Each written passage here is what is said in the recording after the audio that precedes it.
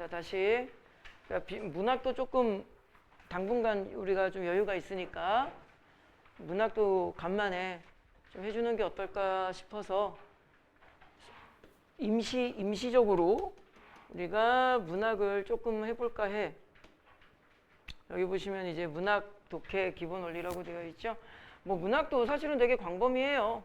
그 광범위한 영역 우리가 다 할 수는 없고 오늘은 뭐 시간 되는 만큼 할 건데 일단 뭐 할 거냐면은 요따 필기 하시면 돼요. 선생님이 요따 적을게. 이 화면이 흰색이라서 위에 적으면은 잘 안 보일 것 같아서 소설에 대해서만 좀 이야기를 해볼 건데 이거 맞추면 내가 선물 줄게. 한문으로 해석해봐. 옛날에 내 강의 선물 분필. 야, 선물이 뭔지 듣고 대답했어야지. 뭐 왜? 응? 작은 이야기라는 뜻이야. 못 맞죠? 짜증나. 무슨 뜻이라고? 작을 소자에 이야기 설자야. 그 쉽게 말하면은 작은 이야기 안에 문학의 본질, 다시 말하면은 인간 삶의 모습이 축소되어 있다는 뜻이야. 그래서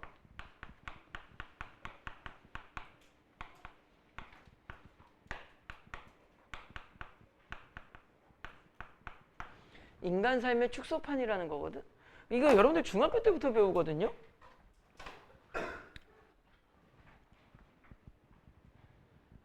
이야기라고 되어 있어. 이걸 우리가 이제 뭐라고 해주는 거냐면은 소설이 이야기가 되기 위해서 다시 말하면 그 이야기로서의 구성 요소라는 게 있는 거야. 소설의 구성 요소가 되겠죠. 기억은 안 나겠지만 여러분들 작년 겨울방학 때 배웠던 거거든. 준혁아? 잠 좀 깼어 이제?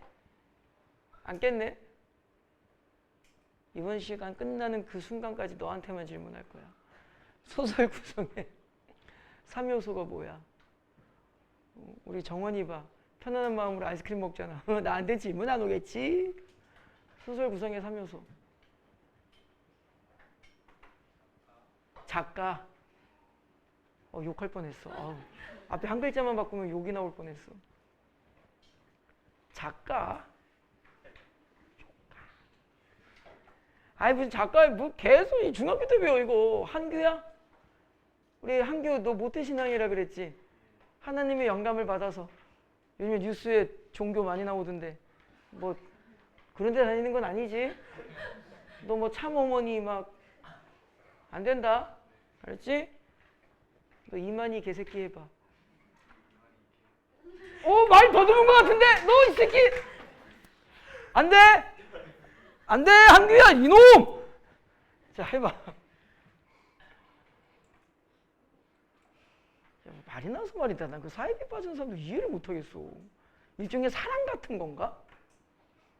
그 말도 안 되는 아무튼 한규야 시작.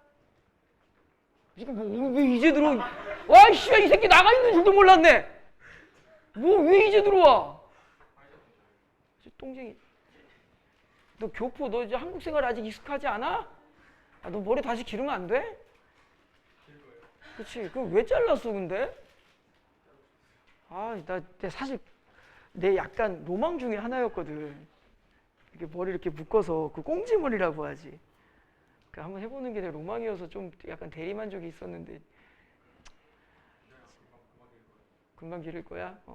빨리 길러. 자, 한규야. 시작. 야, 이거 네 중학교 때 배운다니까. 소민아? 그래. 좀만 이따가지. 내 선물 주려고. 인물, 사건, 배경이야. 그러면은 이 인물, 사건, 배경을 통해서 인간 삶을 축소시켜 놓은 것. 다시 반대로 읽으면 소설의 인물, 사건, 배경을 통하여 그 안에 축소되어 있는 인간 삶의 모습을 분석하는 것. 이게 소설이거든? 그럼 아주 쉽잖아. 소설 이거 3개 찾으라는 건데 이제 실전형으로 가볼까? 이거 고3 애들한테 이제 요맘때쯤 그 여름방학 때부터 이제 가르쳐 주는 건데 선생님이 보통 강의를 어떻게 하냐면요. 1월, 2월, 3월, 4월, 5월, 6월까지는 상반기지. 편법을 거의 못 쓰게 해요. 정법으로 읽게 합니다. 내가 살아가는 삶의 태도 중에 하나야. 잘 못 지키는데 정법을 이기는 편법은 없다. 정직하고 정확하게 올바른 방법으로 공부하는 게 좋다. 아주 약간 이제 원론적으로 가르쳐. 그러다가 여름방학부터 이제 뭐 해? 야매, 편법, 찍기법 이런 걸 좀 많이 가르치거든. 왜? 일단 점수를 만들어내야 되니까. 그래서 지금 말씀드리는 거는 약간 실전형인데 안 찾아도 되는 게 하나 있어. 뭘까? 이건 몰라도 돼요. 두 가지 이유 때문에 몰라도 됩니다. 안 나옵니다, 수능에. 그리고 내더라도요.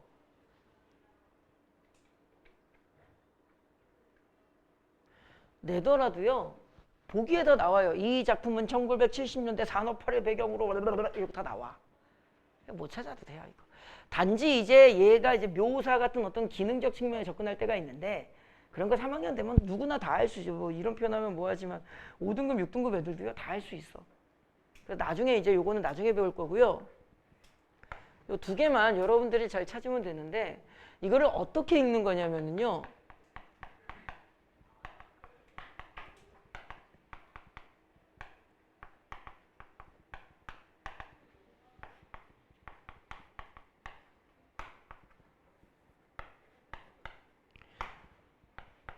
딱 이렇게 읽는 거야. 인물 사건을 누가 이제 어디서가 뭐에 해당하는 거야? 여기가 이제 배경에 해당하는 건데 누가가 어디에 해당하는 거고 인물, 뭐하지가 사건. 거기에 나타난 인물의 심리와 의도를 찾는 건데 고3 아이들한테 선생님이 요 시기부터 소설을 어떻게 읽으라고 하냐면은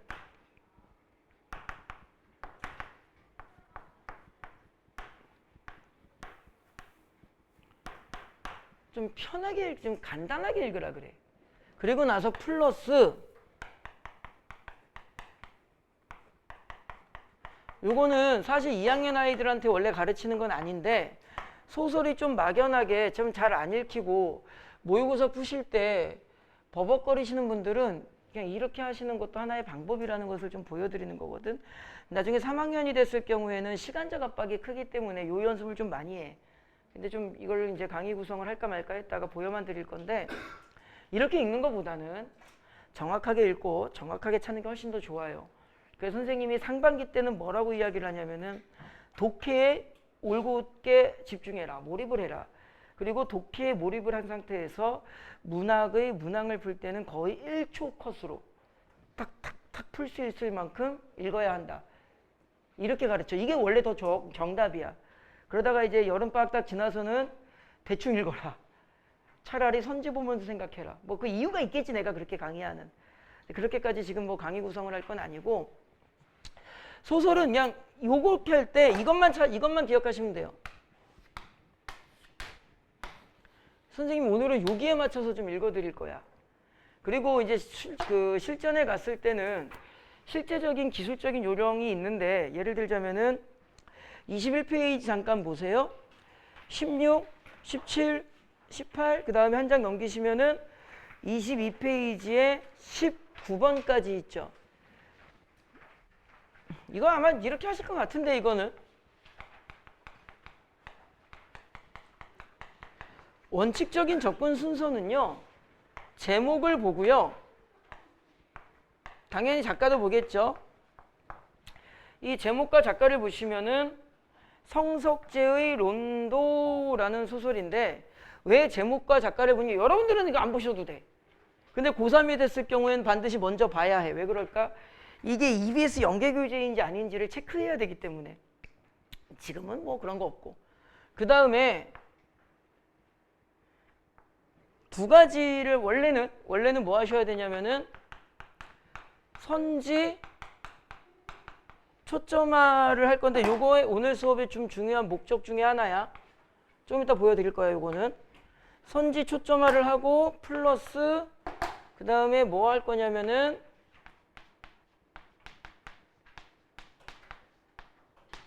보기 점검을 해야 돼.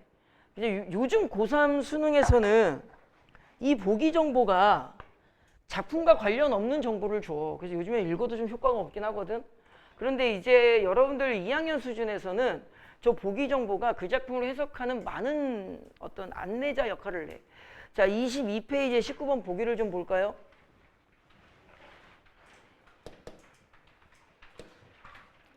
보기를 좀 보시면 론도는 이 작품입니다.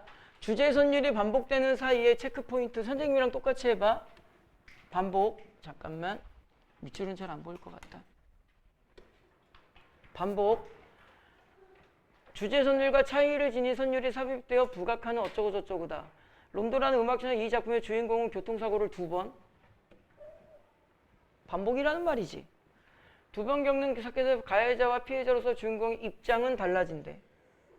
한 번 사고 났을 때는 가해자고 또 한 번 사고 났을 때는 피해자래. 그죠? 다른 태도를 보인다.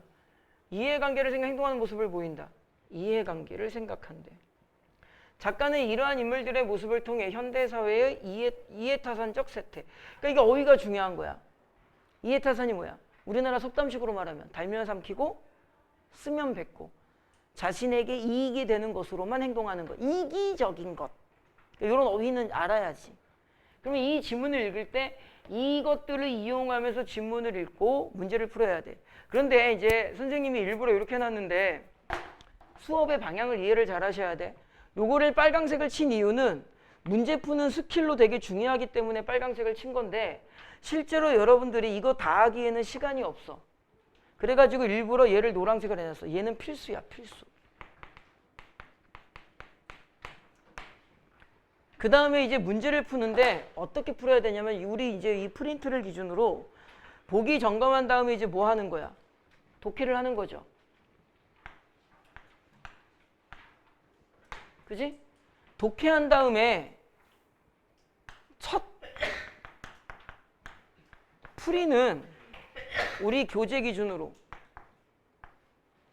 22번 문제가 먼저 풀려야 돼. 항상 보기 문제를 먼저 풀어야 돼. 되게 단순한 논리죠. 얘 읽고 여기에 맞춰서 지문 읽고 거기에 해당하는 문제를 먼저 풀어야 돼. 알겠니? 그리고 나서 나머지 문제들을 순차적으로 접근을 하는데 원칙적으로는요. 이 독해와 문제 풀이는 병행하는 거거든. 근데 그렇게까지 지금 실전형 강의하기에는 좀 어렵고 그러니까 요거 정도는 좀 알아두셔야 되고 여러분들이 선지 초점화가 이건 어려운 건 아닌데 이것까지 하기에는 시간적으로 부족하고 아직 훈련은 안 되어 있을 거야. 이거 쉬운 거야. 자 볼까? 이거 바로 할 수 있어요 여러분들. 17번 문제 가지고 해볼까 그냥? 대화에 대한 설명으로 가장 적절한 것은 공통의 관심사를 확인하는 과정 인물들의 키워드 뭐야? 동질감. 2번 선지의 키워드는 문답의 과정, 부끄러움. 3번 계획을 치밀하게 준비. 4번 상반된 견해, 일방적 강요. 5번 선지 난처한 상황, 솔직함. 그냥 뭐라고 규정하기 애매하지만 저런 단어들이 눈에 잘 보일 거야. 누구나 할 수 있는 거예요 이거는. 그래서 실제로 여러분들이 이거 그 선생님이랑 이제 비문학 질문한다든가 할 때도 또는 여러분 1학기 때 저랑 문학 할 때도 저거 엄청 강조했거든. 좀 이따 왜 저렇게 풀어야 되는지를 좀 보여드릴 거야. 자, 선생님이 지금 어떻게 할 거냐면은 이거를 내가 읽으면은 요거 정리하기가 힘들어. 그래서 한 7분 정도 시간을 재드릴 테니까 소설은 비문학이랑은 달리 여러분들이 20페이지, 21페이지를 좀 먼저 문제를 풀어 22페이지까지 한 7분 정도 시간을 재드리고 여러분들이 먼저 문제를 좀 풀어볼 거야. 시작.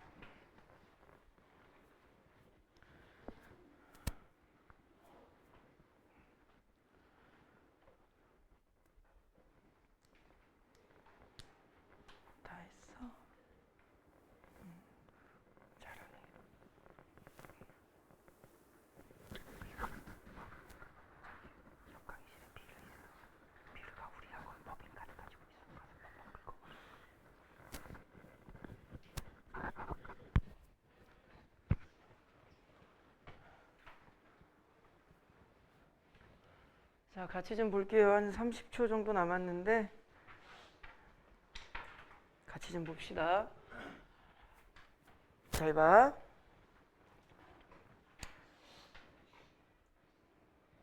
앞부분 줄거리.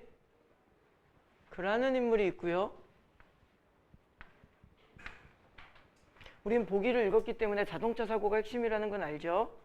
그리고 우리는 보기에서 어떤 정보를 찾을 수 있었지? 사고가 몇 번 날 거다. 2번 날 거다. 한 번은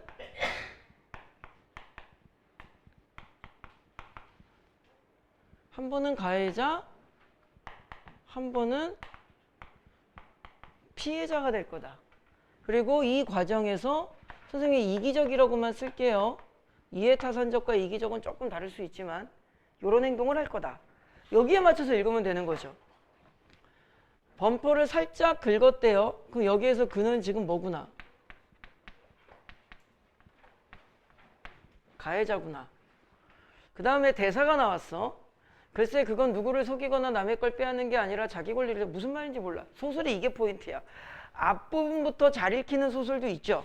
그런데 요즘 트렌드 자체가 잘 안 읽히게끔 씁니다. 한 3분의 1 정도는 읽어야 이 정보에 연결이 나오게끔. 학생들이 소설을 어려워하시는 분들이 이 부분을 딱 인지하셔야 돼. 앞은 읽어도 뭔지를 모르는 게 정상이야. 일단 읽어보는 거야. 그렇게 오랫동안 운전하셨으면 보험회사한테 얼마나 갖다 바친 거예요? 사소한 사고를 내고도 몇백 몇천씩 뜯어먹은 운전자들이 또 얼마나 많겠어요. 이제는 사장님 밥상을 찾아먹을 때도 됐죠. 누구 대사인지도 몰라. 좀 더 읽어봐야 돼. 본업인 차량 경정비보다는 덴트, 보험 처리 이게 뭔지 모르죠? 넘어가도 됩니다. 글자를 훨씬 더 크고 화려하게 붙여놓은 정비업체 사장은 몸집이 자그마했다. 맥락상 이 대사는 안경 너머에서 눈이 반짝거렸고 작은 입술은 빠르고 매끄러 입술이 움직였다? 말을 했다는 뜻이라는 건 생각을 해야 돼. 다시 말하면은 이 대사는 정비업체 사장이 한 대사고 정보를 연결시켜 보면은 사고가 나가지고 보험 처리를 하기로 했는데 여기 보험 처리라는 말이 나왔으니까 이 사람이 자기 차를 끌고 어디 간 모양이구나. 이 차량 정비 어딘가에 간 모양이구나. 그러면서 그 차량 사장이 그 차량업체 사장이 누구에게? 그에게 하는 말이구나. 밥상을 찾아 먹어라. 포인트는 여기야. 무슨 말인지는 몰라. 그는 매끈하게 치장해 놓은 공간에 어울리지 않게 어쩌고 저쩌고. 무슨 말인지 모르겠어. 아무튼 대화하는 상황일 거야. 자, 여기까지 읽고 사실은 여러분들이 하셔야 되는 게 있어. 18번의 1번 선지를 보셔야 돼요. 이게 소설풀이의 가장 근본이 아니라 기본. 소설의 밑줄 문제죠. 이거는 맥락과 흐름을 고려해서 시험 문제를 옛날에는 안 이랬어요. 옛날에는 진짜 얼만큼만 풀고 딱 내게 했냐면 저 2010년도 초반까지는 그 문장만 보고 풀게 했어. 진짜로 되게 쉬웠죠. 근데 요즘에는 그래 안 그래? 안 그래. 그래서 옛날에는 기술적으로 문제를 빨리 풀게 하는 훈련을 할 때 딱 소설이 나오면은요 밑줄 그어져 있으면은 무조건 18번 문제 먼저 풀려고 그랬어. 밑줄은 눈에 잘 보이니까 밑줄 보고 1번, 밑줄 보고 2번 이런 식으로. 요즘엔 안 돼. 택도 없어. 맥락과 흐름을 고려해야 되기 때문에 좀 어렵고 습관을 만드는 게 조금 까다롭지만 조금 더 읽고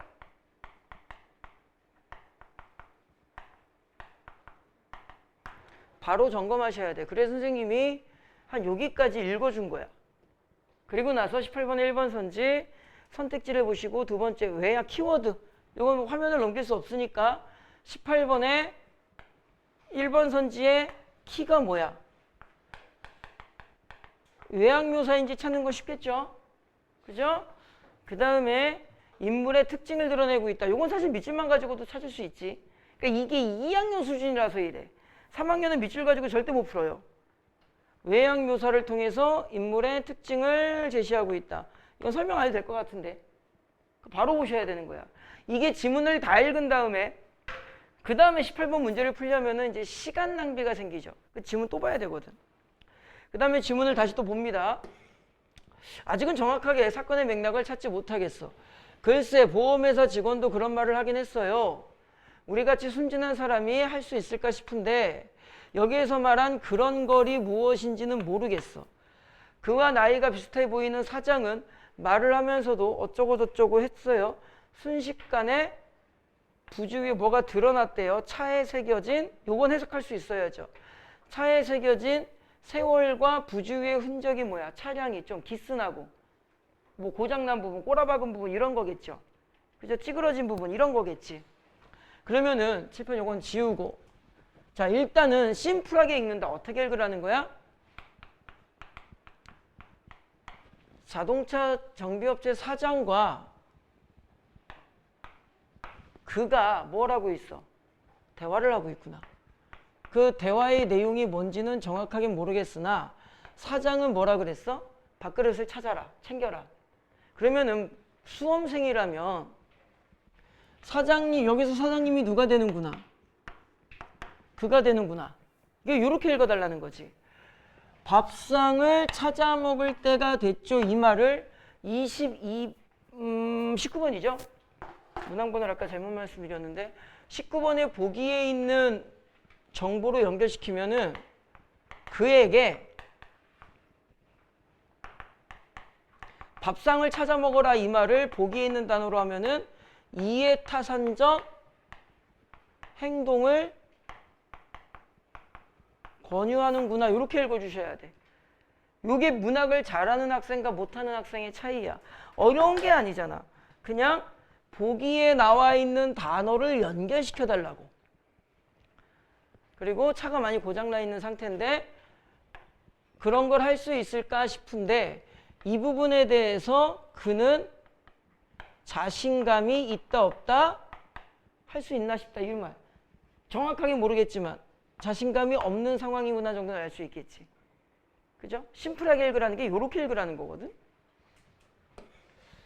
여기 크게 박은 게 2군데고 작은 건 4군데, 범퍼는 7해드리고 한 7, 80 되는데 보험 할증 안 붙게 50에 맞춰드릴게요.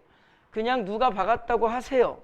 전화번호 알려주시고 이렇게 하세요. 그리고 사장님은 빠지세요. 우리가 알아서 합니다. 뭔지 모르겠지만 이해타산적 행동을 권유하고 플러스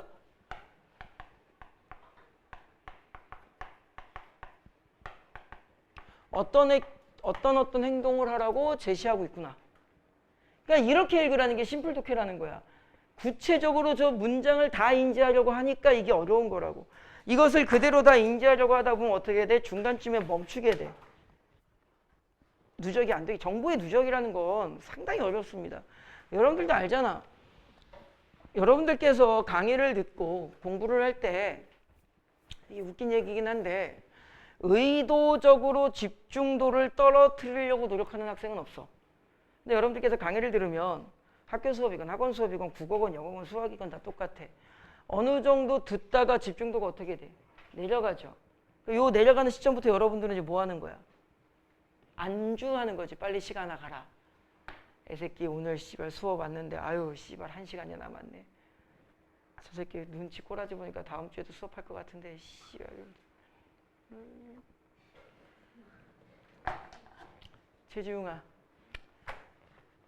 가위바위보. 내가 이기면 다음 주 수업하고 네가 이기면 안 한다. 그게 무슨 가위바위보야. 쫄리지. 너 요거 지면은 집에 갈 때 근데 넌 밤길 조심 안 해도 되겠다. 자, 가위바위보. 어이 씨발 이건 계획이 없었던 건데. 다음 주 수업 안 해요. 그래 뭐 아무리 봐도 뭐 추석 전날 수업하는 게 좀 그리고 좀 땡겨서 금토하려고 그래도 뭐 안 나올 것 같아. 솔직히 말하면 나 혼자 그냥 삔또 나갈 것 같아.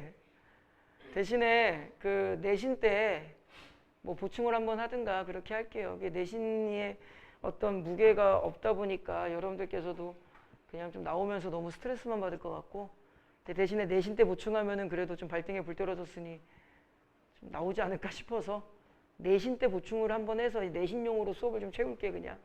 다음 주는 쉽니다. 건성고, 화원고 친구들이 걔네들한테 얘기하지 마. 걔네들은 한다잉. 걔네들은 이게 애매하거든. 추석이 5일이잖아. 추석이 6일이지. 추석이 6일일 거야. 근데 니네들은 5일 수업이니까 이게 애매한 거거든.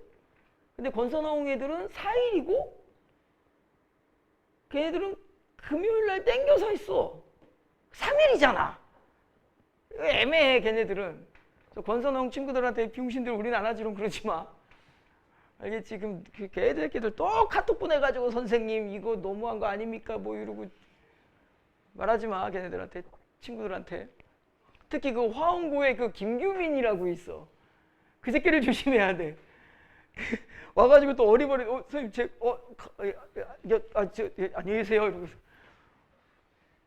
말하지 마. 잘 다시 보세요. 여기까지 정리를 한 거야 이제. 무슨 말인지 모르겠지만 이 상황이야.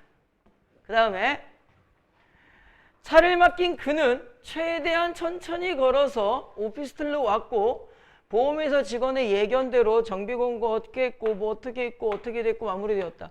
간단 정리하면 되겠죠. 자, 얘가 지금 1차 사고기 때문에 가해자 상태인 거야. 그리고 피해자인 노인은 차량을 고쳤어. 이 정도는 찾아낼 수 있죠. 이건 칠판에 안 적어도 되겠죠. 그 다음에 흔적을 포함해 어쩌고 저쩌고 해서 어쩌고 저쩌고 해서 어쩌고 저쩌고 해서 찾았던 것이다.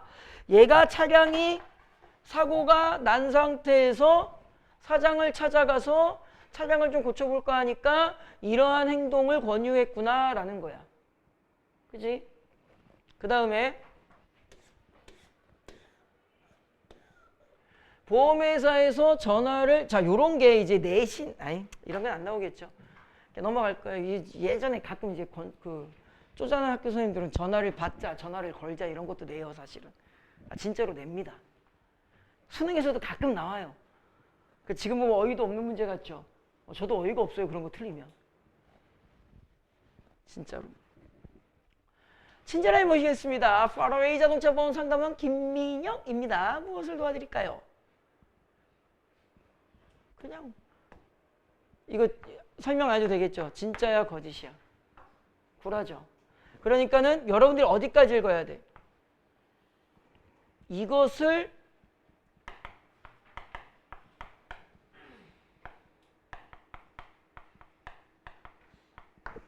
행동으로 옮기고 있구나. 그치? 이 정도까지는 하셔야 돼. 이것도 못하면 그건 안 돼. 그건 안 돼. 이 정도까지는 정보 정리를 하셔야지. 고객님 정말 상심이 크시겠습니다. 거짓말이겠죠? 관심 없을 겁니다. 도와드리도록 하겠습니다. 018-231-9173 맞으신가요? 여러분들 018 번호 저거 알아? 선생님이 98년에 군대를 제대했거든요. 96년 6월 24일 날 군대를 가서요.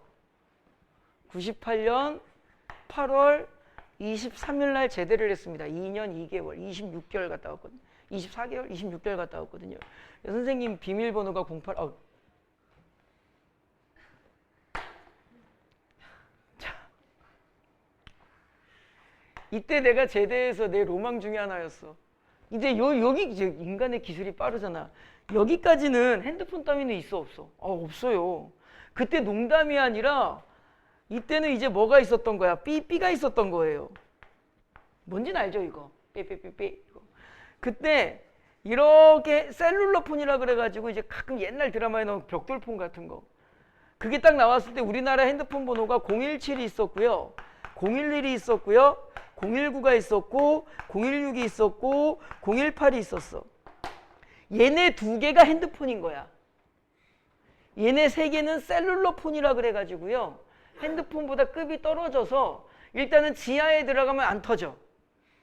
그래서 이때 TV 광고가 뭐였냐면 얘가 이 TV 광고 못 보면 차를 끌고 지리산 꼭대기 올라가서 전화 터지는 걸 보여주는 거야.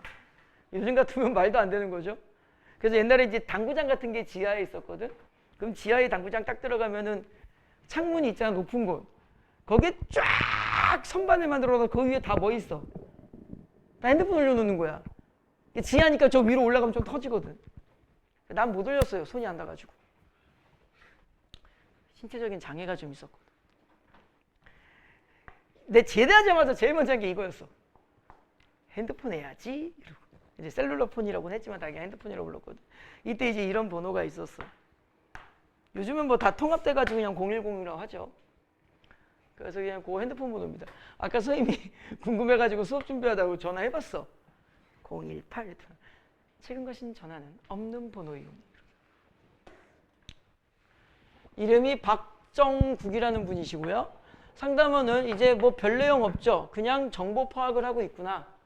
그리고 우리는 사건의 맥락상 거짓된 행동을 하고 있고 이 거짓된 행동이 아까 뭐라 그랬어? 사건의 인과를 따지라 그랬죠. 목적과 의도를 따지라고. 이 행위의 목적은 뭐야? 이해타산적인 행동을 하고 있는 중이구나. 이해됐죠? 선생님 아까 심플 독해라는 게 이렇게 골격을 잡아달라는 거지. 비문학이랑 어떤 의미에서 보면 비슷해. 골격을 잡아야 세밀함이 나오거든. 거기다 두셨나요? 이렇게 하면서 이렇게 별 내용 없고요. 자, 여기까지 읽은 다음에 여러분들이 하셔야 되는 것은 18번의 2번 선지 설명 안 해도 되겠죠? 따옴표 인용부호 없이 서술한다. 그럼 여기에서 따옴표를 묶을 수 있는 부분이 있다는 거죠. 그죠? 뭐 이런 거죠. 그죠? 이런 부분들 따옴표 없이. 됐니? 어쩌고 저쩌고 뭐 했다? 그렇게 말을 했다는 거잖아. 충분히 설명해도 될 것 같은데 자 2번 선지의 줄만 거볼 겁니다. 인용부호 없이 상황을 드러내고 그 줄 긋는 이유가 있어서 그래. 줄 걷죠? 좀 건놓으세요. 그 다음에 여기까지 읽은 상태에서 몇 번? 17번 들어가야지. 그래서 뭘 보여드리는 거야? 읽으면서 문항풀이가 병행되어야 해. 자 그러면은 준혁아 17번의 답은 몇 번으로 할까? 그렇죠. 키워드 문답.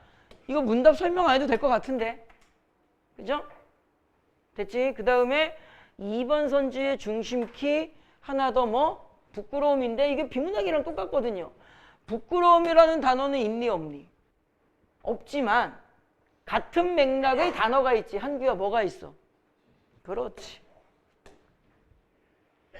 문학이 어려운 게 아니거든. 이 정도를 누가 못 풀어. 그래서 어떤 의미에서 본다면 국어 영역의 거의 한 80%는요. 사고의 영역보다는 정리를 통한 발견의 영역이야. 수치심이라는 단어를 발견했는가가 80%고 그 수치심을 17번의 2번 선지에서 부끄러움이라고 바꿨는지를 생각하는 게 20% 영역밖에 안 되는 거잖아. 그지?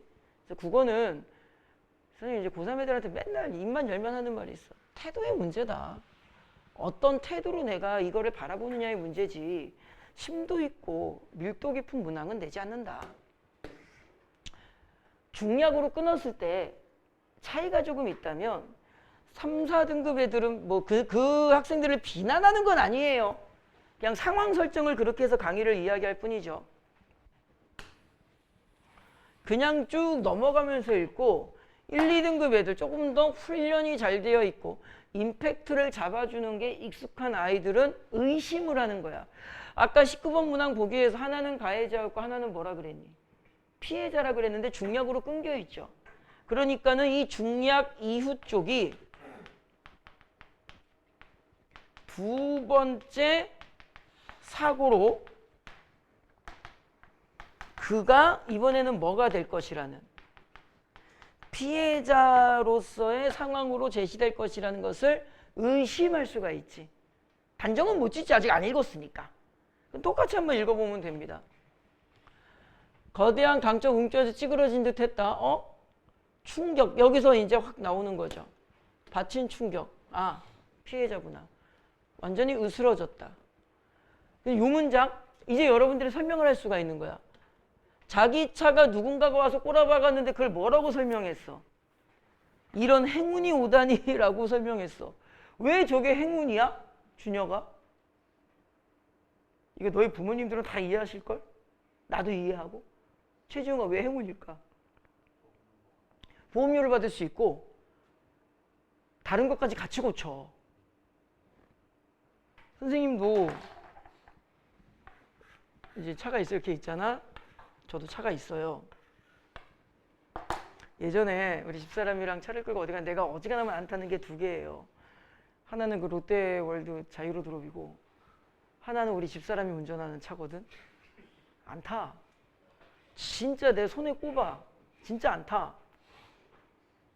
근데 예전에 뭐 부득이하게 탄 적이 있는데 여러분들 그 음식점 같은 데 가면 그 앞에 요렇게 사각형에 요렇게 해서 이제 광고판 이렇게 밑에 물 채워놓고 이거 있죠. 이거 이제 차를 끌고 왔는데 저게 요렇게 있는 거야. 여기 이제 파스타집이었는데 우리 이웃이었어. 좀 친한 이웃분이 하시는 파스타집이었는데 차를 끌고 가서 이제 주차를 해야 되는데 그 앞에 요게 있는 거야. 그럼 보통 어떻게 해?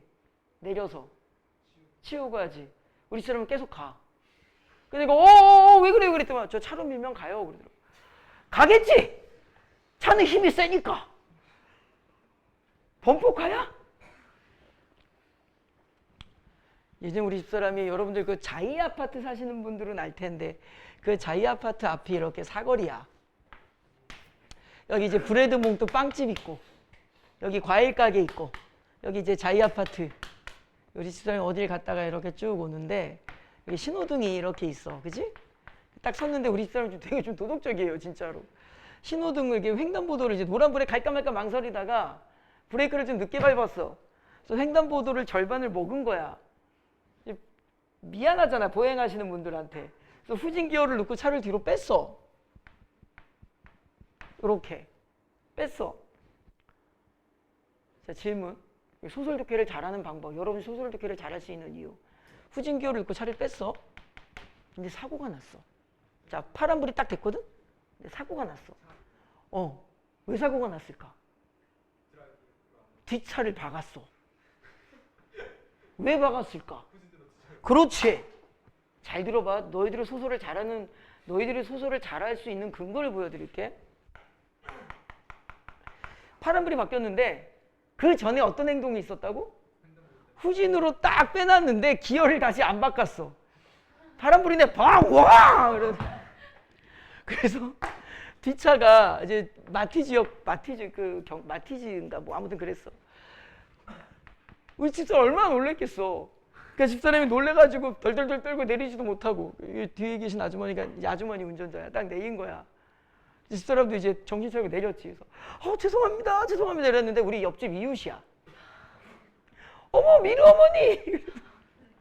그래가지고 어찌됐든 두 대를 요렇게 해가지고 요렇게 이제 여기다 딱 갖다 대고 보험 처리를 하자. 그래서 보험회사 직원이 왔어. 우리나라 그렇게 잘 돼 있잖아. 보험회사 직원이 왔는데 이분이 든 보험과 우리가 든 보험이 같은 보험이고 담당자가 같아. 한 명이 와가지고 1타 2피를 해버렸어. 이 사람이 고민을 하는 거야. 그러니까 나는 이제 막 부랴부랴 집에서 누워서 빤스만 입고 누워있다가 집사람 전화 받고 킥보드 타고 왕 갔지. 그러니까 이렇게 갔는데 없어. 여기에서 이렇게 왔어. 딱 있는데 보험회사 직원이 가만히 있다가 어떡하지? 왜요? 둘 다 제 담당이에요. 예, 편하시겠네요. 근데 이럴 때는 서류를 어떻게 써야 돼요? 내가 어떻게 알아? 야, 그건 당신이 알지. 난 보험회사 직원이 아닌데.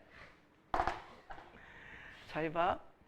이게 나중에 언젠가 또 한번 이야기할 건데 선생님 예전에 그 겨울방학 때 소설 강의할 때도 말씀을 드렸던 게 하나 있어. 소설을 잘 읽는 학생들이 잘하는 것과 소설을 좀 힘들어하는 학생들이 잘 못하는 것 중에 하나가 뭐냐면 장면 상상이야. 그 장면 상상을 안 하는 학생은 없어. 막연하게나마 여러분들이 론도라는 소설을 읽으면서 머릿속으로 뭔가를 떠올리죠. 근데 그게 좀 정확도가 좋은 학생과 정확도가 조금 떨어지는 학생들이 정보 취합 능력이 약한 거야. 아까 이제 그 얘기를 하려다가 좀 얘기를 멈췄는데 인간이 정보를 누적시켜 나가는 게 되게 어려운 거거든. 그래서 수업이라는 것도 그래서 집중도가 떨어지고 그러다 보니까 이제 선생님도 수업을 할 때 사이사이 딴 얘기들을 섞는 이유가 정보 누적이 일정 무게가 되면 집중도를 눌러버려. 그러니까는 조금 딴 얘기를 통해서 다시 가볍게 올라오고 막상 이제 여러분들 집에 가면은 기억나는 거라고는 사고 났대 이거밖에 안 나고. 여러분들께서 이 소설이 어려우신 분들이 이 장면을 그릴 때 누적을 잘 못 시켜서 그러는데 이거는 되게 여러분들 능력이 좋아요. 내가 얼마나 여러분들께서 이 능력이 좋은지 아마 옛날에 말씀드렸는데 성지 아파트 엘리베이터 사건이라고 내가 말한 적 있죠? 있는데 이마트 옆에 가면 성지 아파트라고 있어요. 옛날에 우리 미르가 3살, 2살 때, 2살 막 그때 그 성지 아파트 살았거든. 아파트 평수가 좀 작은 아파트고 엘리베이터가 되게 작아.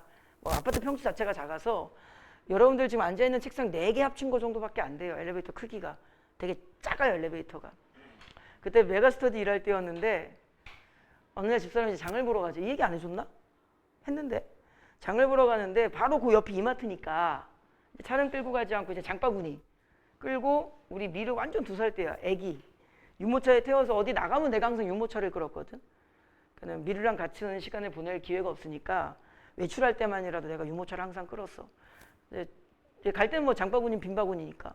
장을 다 본 다음에 다시 내가 유모차를 끌고 뚫뚫뚫뚫 집 앞에까지 와서 그때 이제 일반 담배 필 때였는데 그 미르 앞에서 담배 피기 좀 그러니까 집사람한테 장바구니 들고 먼저 좀 그 유모차 갖고 먼저 올라가라.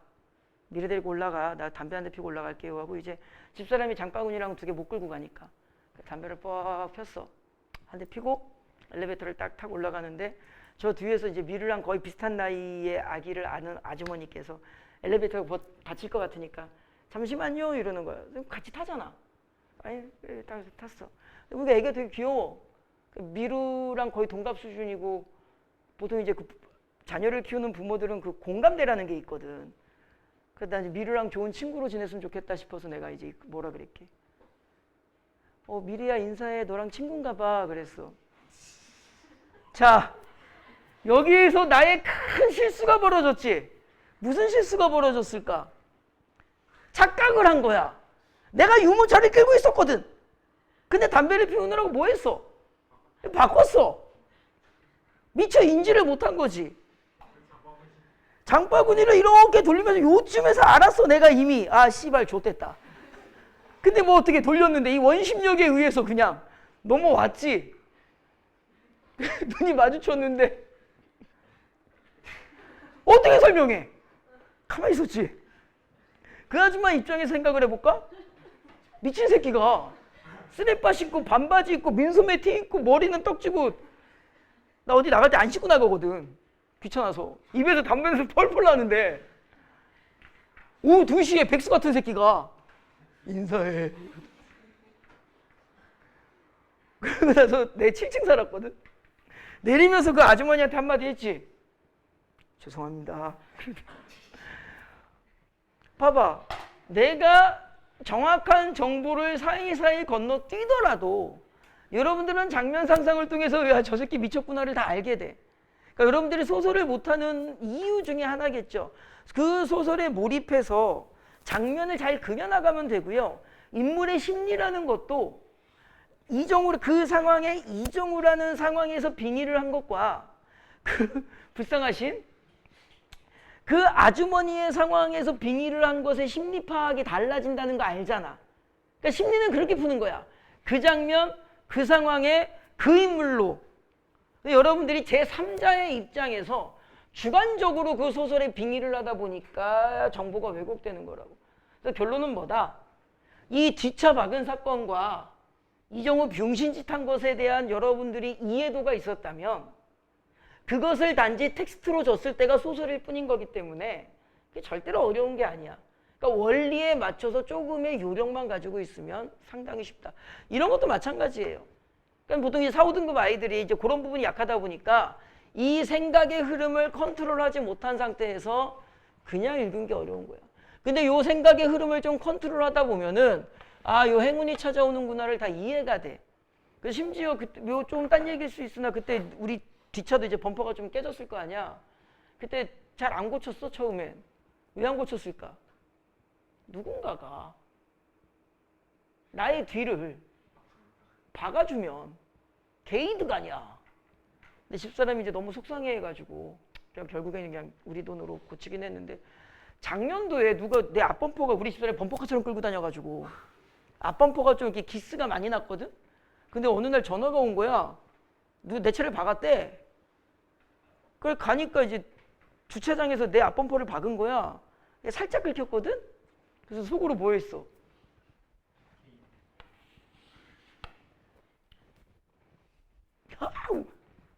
전화했어. 이게 죄송하다고 하고 사장님이 딱 내려오셨어. 근데 전화번호가 좀 이게 뭐라고 설명하기 어려운데 좀 이상한 거야. 그러니까 뒷번호를 딱 검색하니까 내 제자야. 씨발 느낌 쎄한데? 선생님 812동 살았는데 그 제자가 807동 우리 바로 앞에 살았거든. 그 전화를 했어. 이름이 조훈기라고. 지금 28살짜리 놈인데 내가 해서 가르쳤던 애야. 전화해서 야 훈기야 잘 지내했더니 예 선생님이거든. 혹시 너희 아버님 핸드폰 번호가 010 땡땡땡에 땡땡땡땡이니? 그래서 어떻게 아세요? 그럼 끊어봐. 결론은 못 고쳤다. 비싸. 그래서 선생님 차이가 앞범퍼 바꾼데 400 들어. 못 고쳤어. 아버님이 고치시라고. 한 400 드실걸요 했더만. 탈만한 것 같은데. 못 고쳤다. 지금도 뭔가 이렇게 덜덜덜덜 소리가 난다. 발로 퉁 차면 안 나. 자, 어떤 느낌인지 알겠죠? 이 사람이 좀 빨리 읽어볼까? 이 사람이 뭐구나? 가해자구나. 그리고 되게 예의 바르게 뭐하고 있구나. 죄송함을 전달하고 있구나.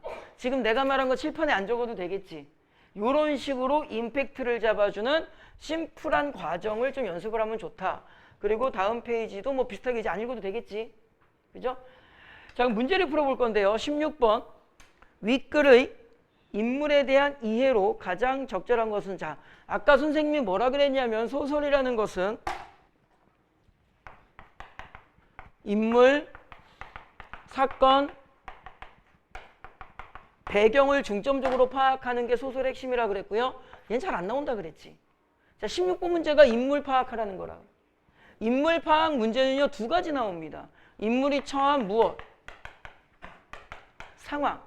그 상황에 대한 인물의 내면. 두 가지밖에 안 물어봐. 뭐 이제 확장적으로 봤을 때는 뭐 가치관 같은 걸 물어볼 때도 있지만. 자, 16번의 1번 선지 줄거봐. 정비업체 사장은 비난. 2번 선지 그는 의구심. 3번 선지 정비업체 사장 그의 부주의함. 4번 중년 남자 같은 보험회사. 이건 좀 읽기 애매하다. 자기인과 같은 보험회사. 5번 젊은 기사 목격한 내용 그에게 전달. 지금 선생님이 아까 17번, 18번, 19번 전부 다 줄구라는 부분이 있죠. 잘 생각해봐. 소민아 16번 답 몇 번이야? 못 풀었어? 준혁아 16번에 몇 번이야? 4번 줄근 데가 어디야? 같은 보험회사에서 추리해라. 그런 말 나와? 지문에? 안 나와. 그러니까 이게 지문을 확인하지 않고 문제를 풀어서 그래. 최지웅아 16번에 몇 번이야? 못 풀었니 여기까지? 2번이거든요. 2번. 이 부분을 보세요. 이 부분. 이게 비문학이랑 논리가 똑같아요. 위치를 잡아야 돼. 자, 16번의 2번 선지. 보험회사 직원이 말한 방법을 자신이 실행할 수 있을지 의구심을 가졌다. 보험회사 직원도 그런 말을 했다. 어떤 말? 이런 말을 했다. 하지만 우리같이 순진한 사람이 그런 걸 할 수 있을까요? 요거잖아. 그러니까 어휘가 있어야 되는 거야. 의구심이 무슨 뜻이야? 의심이야. 자신감 결여. 선생님은 칠판에 자신감 X라고 썼지만 이거를 16번의 2번 선지에서 뭐라고 표현해 줬을 뿐이죠. 그냥 의구심이라고 표현했을 뿐이야. 됐니? 왜 선생님이 이거 좀 문제를 못 풀어서 강의가 진행이 조금 이렇게 껄끄러워졌는데 모든 이거 듣기만 하셔도 돼요. 모의고사 푸실 때 이거 한번 고민을 해봐. 문학 선지는 한두 개의 단어에서 OX 판정이 나와. 예를 들자면은 17번의 1번 선지에서 동질감이라든가 공통의 관심사. 여기서 그 대화 장면은 누구와 누구의 대화야? 보험회사 그 안내원과 그의 대화죠. 그 얘네들이 공동의 관심사를 확인하는 것 동질감을 느끼니? 어머, 저도 똑같은 생각이에요. 그래? 그럼 17번의 1번 선지는 어디에다 X를 그어볼까? 똑같이 따라해. 동질감에 X를 그어보세요. 그 다음에 17번의 3번 선지에서는 이 안내원과 그라는 인물이 같이 막 지금 사기치려는 거야? 그러니까 17번의 3번은 어디 X 그릴까? 치밀하게, 계획을 치밀하게, 이게 X 그리겠죠. 뭘 보여드리고 싶은 거냐면, 이거 아마 1학기 내신할 때도 선생님이 되게 강조를 했는데, 모든 시험은, 여러분 학교 내신도 마찬가지야. 모든 시험은 문장 전체의 오류를 발견하는 거는 필요가 없어요. 왜 그럴까? 출제자들은 문장 전체가 하나에서 10까지 다 오류가 있게끔 문장을 서술하는 게 거의 불가능한 수준이야. 어떤 기본적인 텍스트를 제시한 상태에서 그 텍스트의 한두 단어를 왜곡함으로써 오답을 만들어내. 그러니까 그 단어들을 찾아야 돼. 그러기 위해서는 16번, 17번, 18번처럼 건드려질 법한 단어들을 먼저 찾아야 된다고. 꼭 기억을 해. 문학이나 이제 여러분들 학교 내신 비문학도 마찬가지예요. 텍스트의 문장 자체가 비틀어지는 경우가 없다. 실제로 선생님도 OX 문제 낼 때 어떻게 되냐면 이렇게 문장을 써. 일단 내가 제시하고 싶은, 내가 건드리고 싶은 문장을 그대로 써. 그대로 쓴 다음에 두 가지 과정을 거쳐요. 이 선택지를 좀 틀리게 만들고 싶다면, 그러니까 어떤 문장을 주고 OX 할 때 이 OX를 X로 만들고 싶으면 순서를, 인과나 순서를 바꾸든가 또는 어떤 단어를 딱 다른 단어로 바꿔. 그러면서 문장을 다시 다듬게 되게. 그러니까 모든 선지가 이렇게 구성된다라고 단도직입적으로 말씀드릴 수는 없지만 보통 그래. 자, 18번의 답이, 준혁아 이건 풀었니? 자신감 겨려? 한규야 18번 풀었니? 4번. 저 줄거봐. 4번의 두 번째 줄. 공간적 배경에 따라. 얘네들이 지금 공간을 바꿨니? 특정 공간에서 대화를 하는 상태잖아. 아까 이야기 장면 상상만 했어도 알 거야 이거는. 그죠? 그러면은 방금 한 이야기까지 결합을 시켜볼까? 18번의 4번 선지는 배경에 따라, 여기서 X 그려지죠. 모든 문학은 선지가 다 이 구조화가 되어 있어. 비문학도 100%는 아닌데 대부분 이러해. 조금 극단적으로 강의하면은 문학은 100% 이렇게 되어 있고 비문학은 대부분 이 구조야. 그래서 여러분들이 이제 꼴도 보기 싫은 중간고사 시험지지만 조금 욕심인데, 그 이번에 중간고사 비문학 보셨죠? 그 오답 점검을 좀 다시 한번 해보셨으면 좋겠어. 안 하겠지. 나 같아도 안 하는데 왜 오답 점검을 다시 하라 그럴까? 뭐 자아 비판하라고? 나 같은 놈은 죽어야 돼. 이걸. 그게 아니라 그 선지를 내가 왜 발견하지 못했는지, 또는 그 선지가 왜 X인지를 다시 한번 찾아보시면 무의식적으로 너희 학교 선생님이 내신 문제잖아. 그러면은 그 선생님께서 기말고사도 내실 거 아니야. 그러면 이번 중간고사 시험지를 통해서 출제자의 성향을 내가 무의식적으로 연습할 수 있게 돼 있어. 그래서 내가 맞은 문제건 틀린 문제건 선지를 다시 한번 좀 훈련을 하시면 기말고사 때 아주 큰 도움이 됩니다. 근데 이거를 내가 이제 정규 수업 때 좀 가지고 들어와서 하고 싶어도 일단 여러분들이 시험지를 안 가지고 오시고요. 그리고 좀 시간 낭비 느낌도 있고 꼭 한번 해보세요. 정말 많은 도움이 됩니다. 자, 그 다음에 19번. 한규야 이거 풀었니?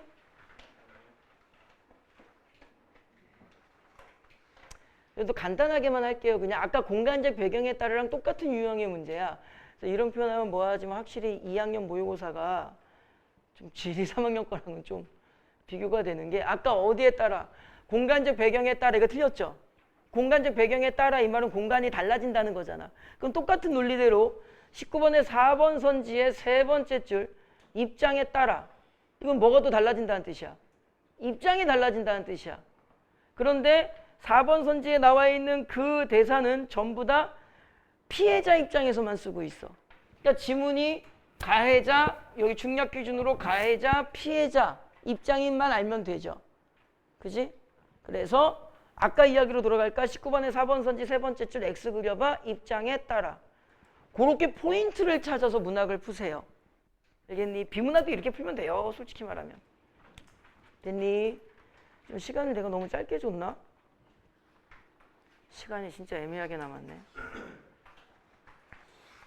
시 하나만 더 하고 갈까? 뭐 얼굴 표정이 야 필통을 왜 싸 이 새끼야. 저이 씨.